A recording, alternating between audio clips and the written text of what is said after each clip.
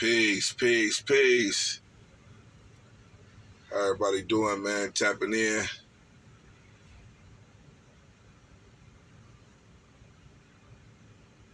Coming at you on this February the 15th, early morning. Sitting here waiting to get unloaded in Houston. Basically collecting detention time. I've been sitting in a dock since 9, and they currently back there getting me together. I just wanted to get on here, man, to speak on this this big Meech situation. It's a lot of people out there with a lot of different opinions, speculation as to he whether he whether he told or what have you, and that's not what I wanted to focus on. What I really wanted to talk about is the choices that us black men make and how we get how we so manipulated to trick our own self out of the spot. You know, you hear all the time because Meech made a response to 50 in regards to being tricked out of his spot. But the fact of the matter is, my brother, you tricked yourself out of your spot, bro. And the sad thing is this is common occurrence amongst so many brothers that come from the streets and have to, do time, what have you, and you come home and you allow street politics, street codes, all of this stuff to keep you from being great. I'm originally from Indianapolis, and it is a violent city. It is. It didn't used to be like that, but it's just like every other urban center in the United States. It's full throttle. Gangs, drugs, murder, robbery, all of the above, etc. Drug abuse, everything that you could think of that's going in the major cities is going in the mid-sized cities like Indianapolis.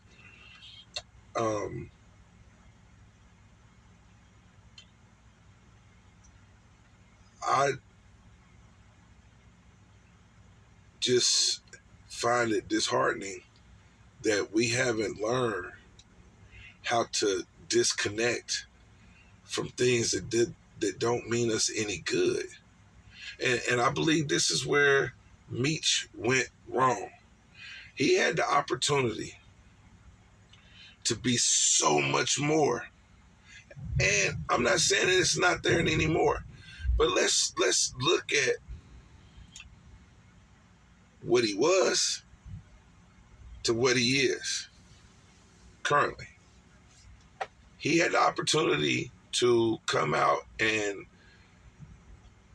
recreate the story, the ending, so forth and so on.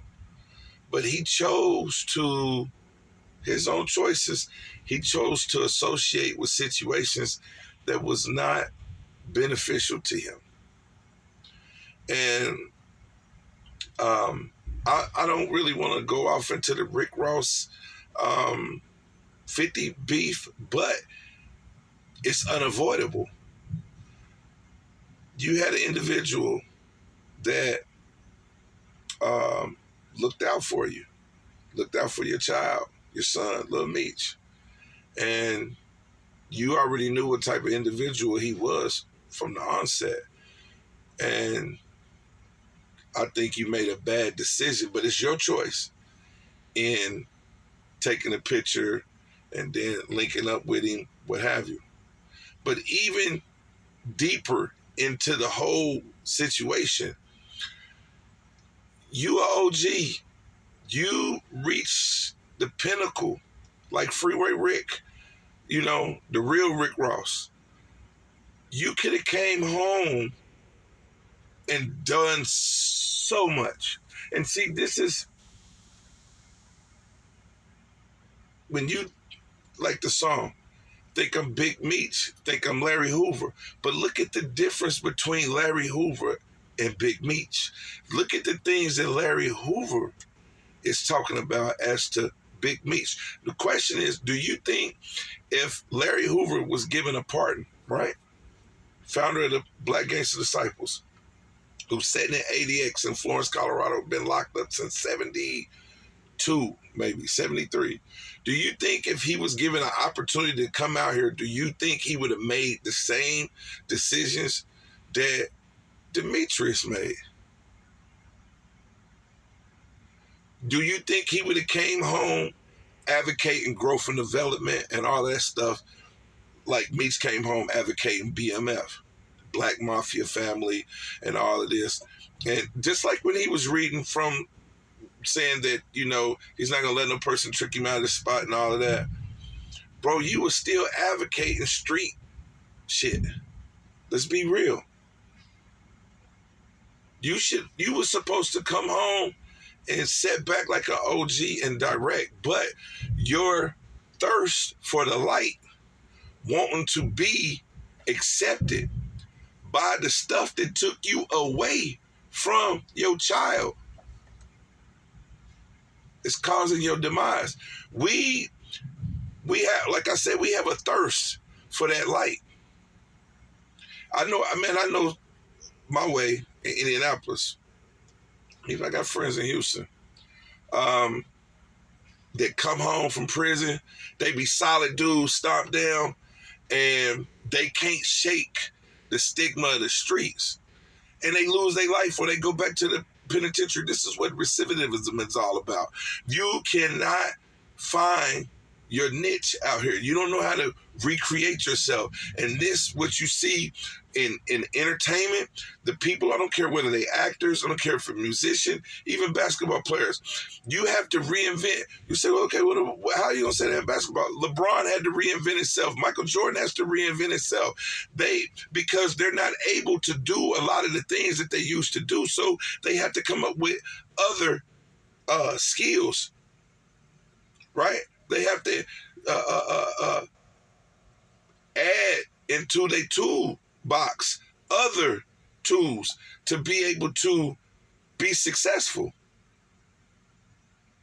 So in all of that time of Demetrius being locked up, what was you thinking about? Posing on the yard, taking prison photos, recruiting dudes into your BMF? Or was you thinking, like I say all the time, in trucking, route planning, was you planning out your life before you even got to that point? Was you already structuring what Big Meech was going to be going out into the world? The way it's looking is you didn't. You did 20 years and it's crazy to say this, but that is the problem with majority of our brothers that are incarcerated. You don't route plan. You don't sit down and say, you know what?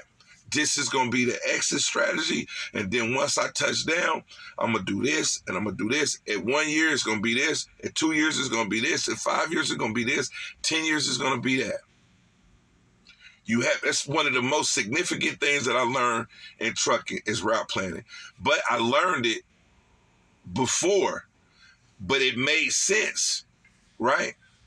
You can learn things over here, and then it comes over here, and you be like, oh, you see the connection. One of my old partners told me when I was incarcerated, he said, this was teaching me how to play chess. He said, some things can't be taught. They can only be placed in concept for you to understand. Some things you can't teach to a person. Some things you can only show them. You can only illustrate to them in concept for them to catch the meaning, for them to grasp the meaning. And see, Meech didn't grasp the meaning. He didn't learn how to reinvent himself. like Jay-Z did, or Nas, or any of the older rappers, LL Cool J, that stayed relevant in music, sports, whatever. Even in the industry that you work. As a truck driver, I have to continuously stay in tune with what's going on in the trucking industry because that's what I'm in. I can't, the world is forever changing. The industry is consistently changing. And if I'm not staying in tune, I get left behind. That principle applies to every aspect of life. So in those 20 years of you sitting down during that time, you got left behind because now, boom, God, Allah, Yahweh, Jehovah, whatever it is that you believe in, right, gave you an opportunity to come back out here, but you wasn't prepared. I tell them all the time in the Midwest, my OGs always told me the 5 Ps. Proper preparation prevents poor performance. We seen a poor performance from Big Meech. Why? Because he wasn't properly prepared. This is the facts. You have an obligation. So you have an obligation, you have a duty, not only to yourself, but also being a leader to your child. I tell you all this, I tell people this all the time. The greatest leaders are the best servants of the people. So being a leader, the first place you're going to be a leader is in your home, your child. You have to be a great leader. So that means you have to give service to your child, meaning giving him direction. Look, Meech out here lost.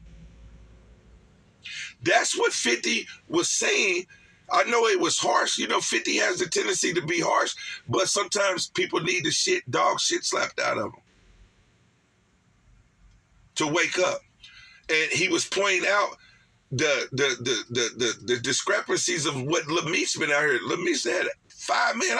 He blew through money, all that. So that was a lack of leadership, financial literacy.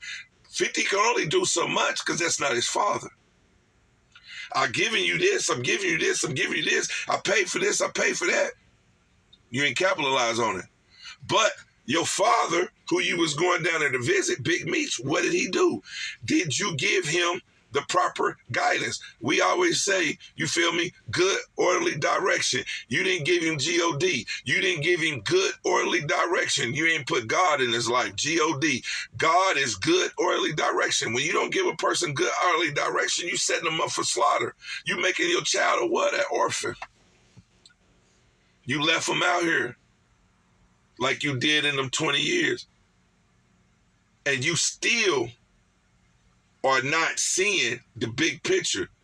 That's why you socializing with these hip hop artists that, bro, they was 2-3 years old when you was on the scene, but you out here trying to connect to them. Why? Because you are like an insect that is attracted to the light. You that shine that you had a long time ago before you went, you trying to relive that. Nas had a song. And this is a powerful song. It's called Second Childhood. Right? Nas. Shout out to the God Nas. Nasir Jones from Queensbridge. He had a song called Second Childhood. And in each verse, he illustrated how people are reliving their childhood because they miss certain things. You've been gone. You come back home, you still wearing the braids, you still sagging, you 30, 40 years old, still acting like you 20, hanging on the block with 18, 19, 16, 17 years old, but you 40, you 50. You still living the same lifestyle that you was living before you went into prison. Psychological change of slavery, man. This is the things that we up against. See, before we can get to pointing the finger at all the people outside of us that's doing harm, we got to start with the enemy within, number one. And I think if Meech did some soul searching, maybe this situation will do that. Maybe this situation will do that. It will wake him up to see the reality of his actions and deeds. Bro, you misguided. You a big dog. You an OG. You traveled to the highest levels in the hustle world. You didn't learn principles from that you could take over to everyday life.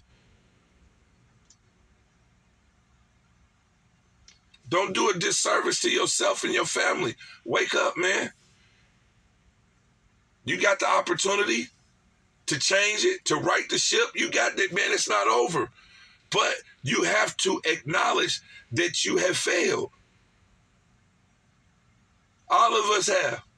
I did it myself. But it only starts from you being real about the situation, being real about who you are, being real about where you're trying to go, what type of image that you're trying to convey. You still on BMF?